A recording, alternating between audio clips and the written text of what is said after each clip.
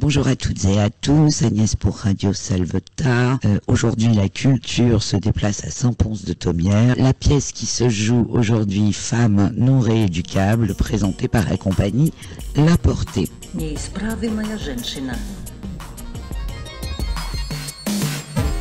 Roxane Drier, vous incarnez la femme non rééducable, vous incarnez le rôle d'Anna Politkovskaya, vous êtes tour à tour comédienne, directrice artistique, metteuse en scène. C'est comme ça qu'on le dit d'ailleurs, qu'on l'appelle metteuse en scène. Oui, metteuse en scène, j'aime bien. Ok.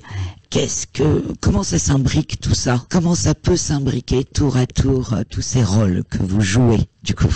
Alors effectivement, ouais, c'est un projet où je suis un peu multicasquette au plateau et à la direction artistique avec Johan, c'est-à-dire qu'on est donc 2 au plateau et 2 à avoir co-monté ce spectacle-là. Donc c'est en fait là qu'est la réponse, le fait d'être à 2.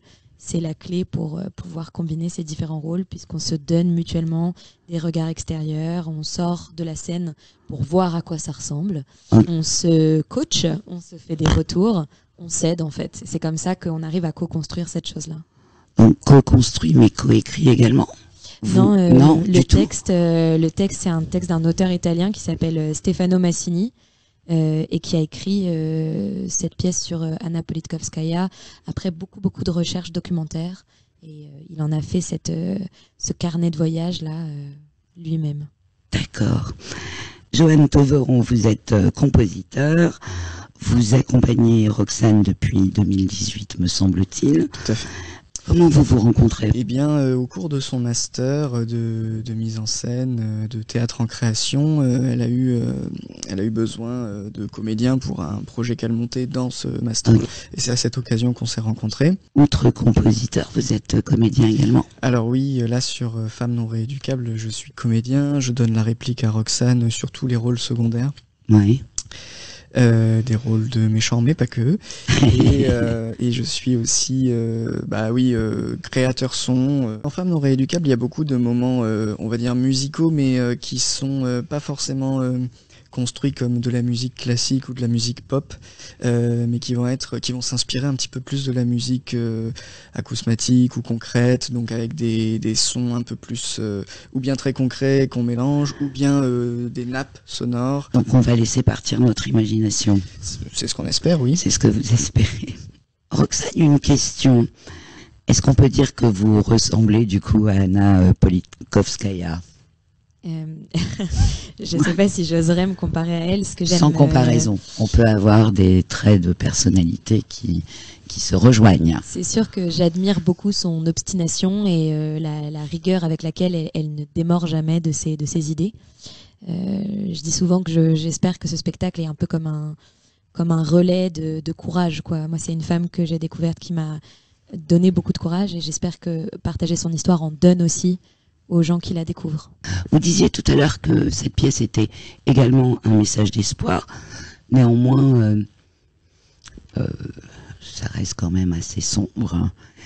En fait, ce qu'on essaie de dire avec ce spectacle, c'est de montrer l'importance du journalisme et à quel point le journalisme est l'un des enjeux majeurs, à mon sens, de nos sociétés modernes. Anna, c'est une femme qui a pressenti ça très tôt dans son engagement de journaliste et qui l'a senti dans un pays, et c'est peut-être pour ça qu'elle l'a senti, où la liberté de la presse est parmi les plus remises en question à échelle mondiale, en fait. Alors, ce qui est très beau aussi, et moi ce qui me porte dans cette histoire, c'est de dire que le monde aille mal à des endroits, c'est une certitude et on n'apprend rien à personne. Ouais. Nous, avec notre spectacle, en racontant ça, qu'il y ait des guerres, qu'il y ait de l'oppression, qu'il y ait de la violence, c'est une surprise pour personne et on ne cherche pas du tout à remuer le couteau dans la plaie ici et à dire regardez comme le monde va mal.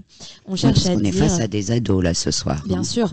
Donc un petit message d'espoir. Bien sûr. Voilà, nous, ce qu'on cherche positif. à dire, c'est dans cette obscurité, il y a des figures flamboyantes.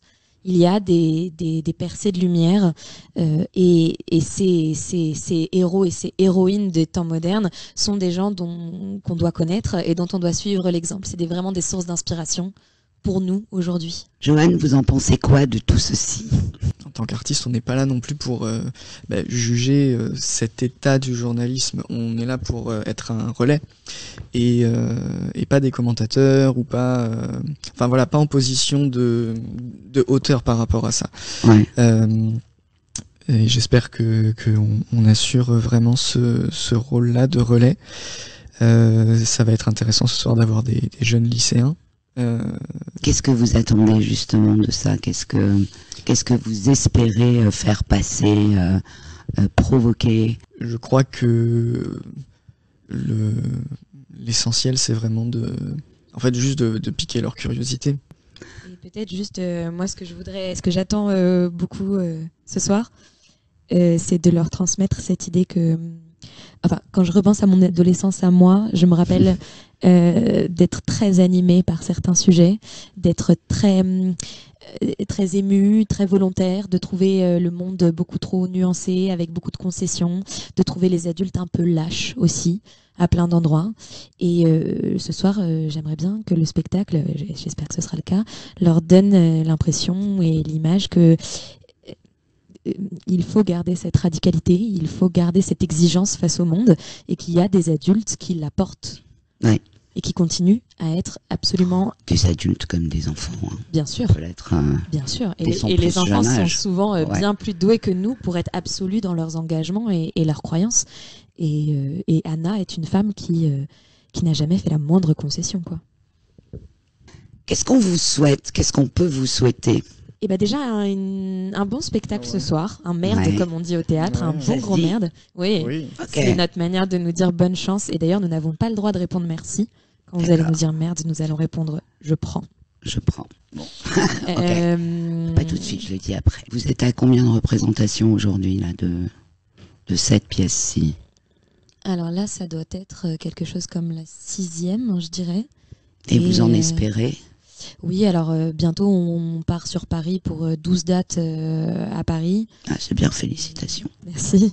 Et on espère d'autres encore par la suite, ouais. Merci beaucoup à tous les deux de m'avoir accueilli et répondu gentiment à toutes ces questions. Et du coup, merde.